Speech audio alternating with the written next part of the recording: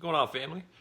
So tonight I'm going to take a little time to talk about love, simple love, a love that transcends anything that you might think of love. And by example, I've had to admit that I had a great understanding of love my entire life. And something that was keeping me back in life actually was admitting that there was a greater love than my love. And not to mean that I don't have enough love compared to that greater love. It means that that greater love is feeding me the love that I am fully. So that means it's got enough love for you and for you and for you and for you and so on. So that's what I mean by more love than I have to give. And so now that I'm focusing nothing on nothing but love, there's nothing. There's nothing else. I can't see anything else anymore. And it just, you got to believe that once you start seeing it this way, I mean, honestly, it's not gonna stop. I mean, you don't even have to believe it because you will be experiencing it. And I don't know how to get through to anybody on a sense of connecting, how to really bring it out in yourself, other than relate to you how I do it with myself. And that's why I share these poems and why I share a lot of my writing now. Is because all of this, my whole 20s, it was just deep conversation, trying to even figure out what to even think. And the best described as an uphill battle or uphill struggle, like it was just hard work to get up to this point of thought that I am right now.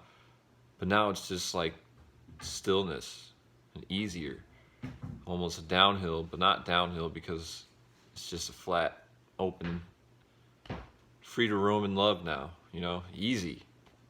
No struggle anymore. And it's for everybody. So that's another thing we have to do is we have to remember that when I say the word love, just like any other kind of word that has a definition to it, you're going to have your preconceived notion of it. And sure, the definition is in the dictionary for us all to unbiasedly tune into, to agree upon, but still, when you say love, it's going to affect you and rub off on you just a little bit differently as it does with me or as it does with anybody else.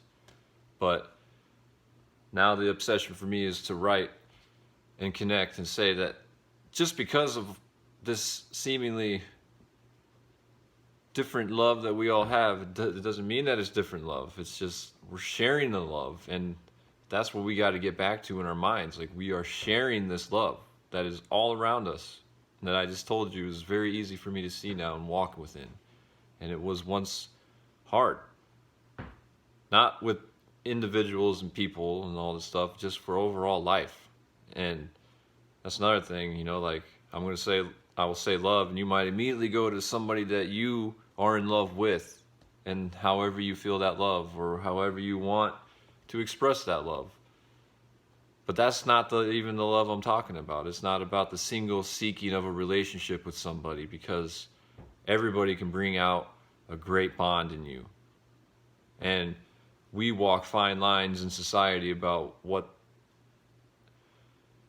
we can and what we can't really do with our love with one another, if that makes sense. Like, some people take it too far, some people take it the wrong way, or just say I love you doesn't mean I want to get married and have babies, like that's not how it works, for me at least. Like, when I say I love you, I say I love you in this way that I can only mean it with that greater love that I'm feeling really is God.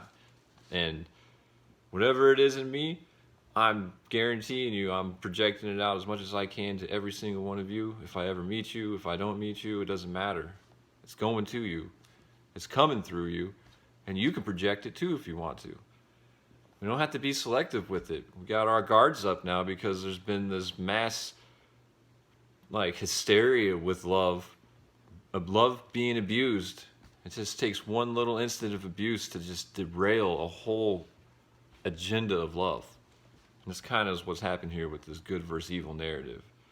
But don't get me started on the good versus evil narrative, because to me that is just exactly what corruption wants you to do, because to me corruption wrote. You know what, Kat? She knows how to interrupt me perfectly. But anyway, corruption, wrote the good versus evil narrative. Because if it was a good narrative, it would just be good. We'd be wasting our time with this flexing our muscles and showing who's more strong physically and intellectually all the time, or that's one thing with this whole thing. Like, don't let these deceiving intellects convince you that they are actually intellects and in a progressive way for life. And like, I'm saying, like, the lawyer mindset. I'm not saying all lawyers are bad. I'm just saying the lawyer mindset that you're going to use whatever language you can to win that case, correct? There's morals and ethics attached to it, yes.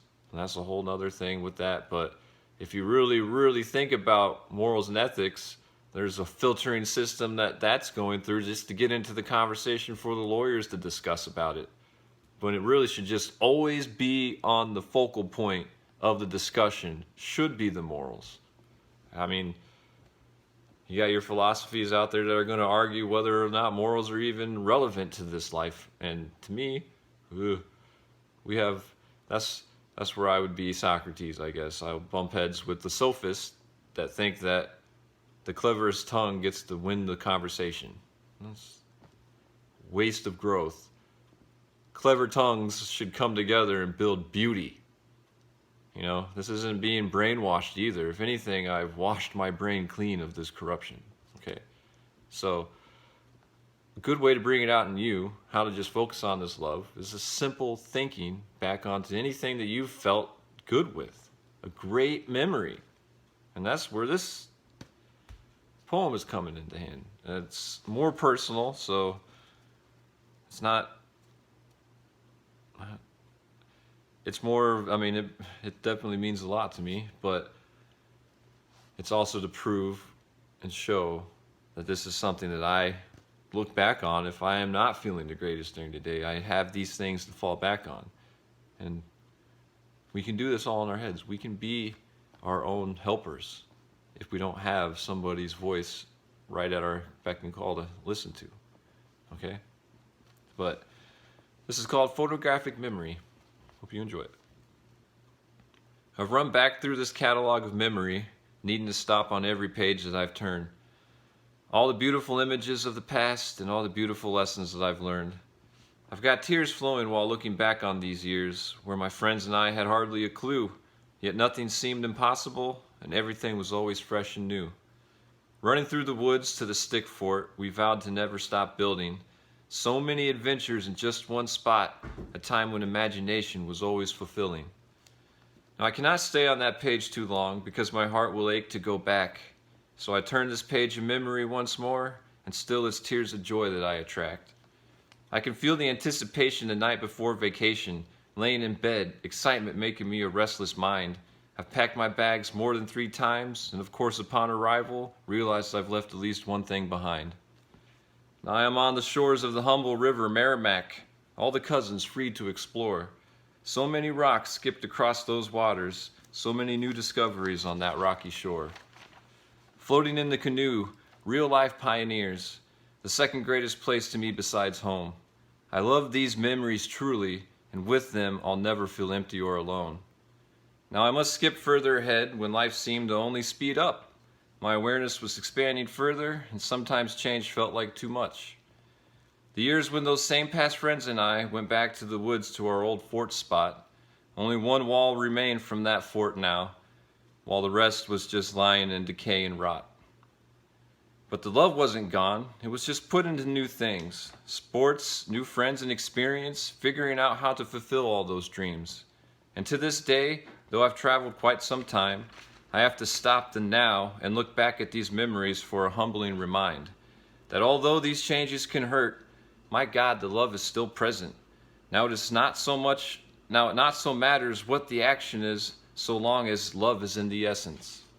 And this is where we must focus as we grow. And this is what builds our memories.